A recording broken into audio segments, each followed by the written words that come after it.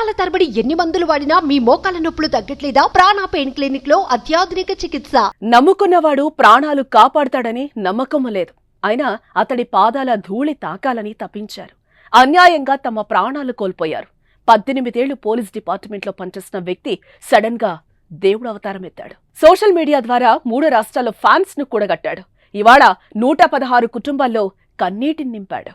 యూపీలోని హత్రాస్ లో బోలేబాబా సమావేశం విషాదాంతమైంది.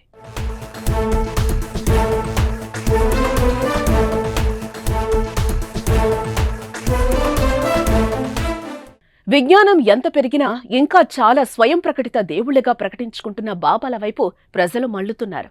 వారి దగ్గరకు వెళ్తే కష్టాలు పోతాయని, బాధలు తొలగిపోతాయని అపార నమ్మకంతో వారిని దేవుళ్లుగా పూజిస్తున్నారు.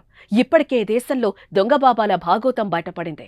ఎంతో మంది స్వయం ప్రకటిత దేవుళ్లుగా చెప్పుకునే వారి పాపాలు పండి ఊత్సలు లెక్కబెడుతున్నారు. బోలేబాబా ద్వారా మరో ప్రమాదం ముంచుకొచ్చింది. అతడి పాదధూళి తాకడం కోసం వచ్చిన ఫ్యాన్స్ ప్రాణాలు పోయాయి. ఏకంగా 116 మంది చనిపోవడంతో దేశమంతా ఉలిక్కిపడింది.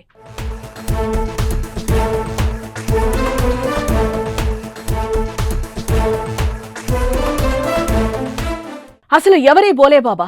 అతడి అసలు పేరు సౌరభ్ కుమార్. గతంలో అతడు ఉత్తరప్రదేశ్ పోలీస్ ఇంటెలిజెన్స్ బ్యూరోలో పనిచేసేవాడు. 18 సంవత్సరాలు ఉద్యోగం చేసి తర్వాత దేవుడిగా అవతారమెత్తాడు. సాకర్ విశ్వహరి బోలేబాబాగా పేరు మార్చుకుని అతడికి అతడే దేవుడిగా ప్రకటించుకున్నాడు. తనకి దేవతా దర్శనం కలిగిందని, ఆ దేవత ఆదేశాల ప్రకారమే భక్తుల సమస్యలు విని పరిష్కారాలు భక్తులు చెప్తున్నట్టు ప్రచారం చేసుకున్నాడు. సోషల్ మీడియాను ఉపయోగించుకుని 3 రాష్ట్రాల్లో జనాలను తన వైపు తిప్పుకున్నాడు. బోలేబాబాకు ఉత్తరప్రదేశ్ దాటి రాజస్థాన్, మధ్యప్రదేశ్ వరకు అనుచరులు, భక్తులు విస్తరించారు. లక్షలాది మందిని ఆకర్షించాడు. వీరిలో చాలా మంది రాజకీయ, సినీ ప్రముఖులు సైతం ఉన్నారు.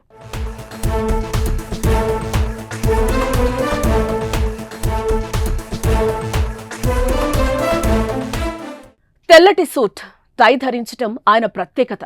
నిత్యం బోధనలు, తరచూ సత్సంగ్ కార్యక్రమాలు నిర్వహిస్తూ ఉంటాడు.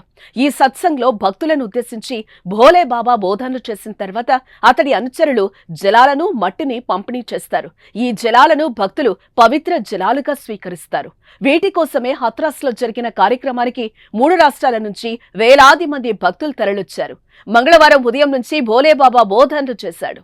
అయితే తీవ్రమైన ఉక్కపోతతో భక్తులు ఇబ్బంది పడ్డారు.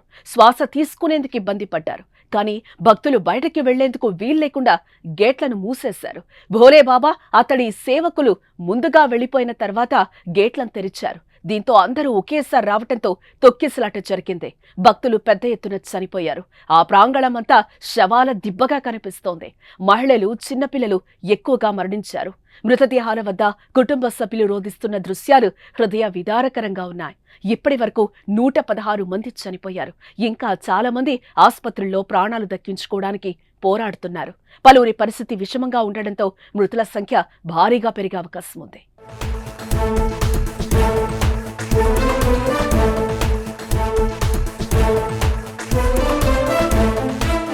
సుమన్ టీవీలో మీ పర్సనల్ అండ్ బిజినెస్ ప్రమోషన్స్ కోసం కింది నెంబర్కి కాంటాక్ట్ చేయండి.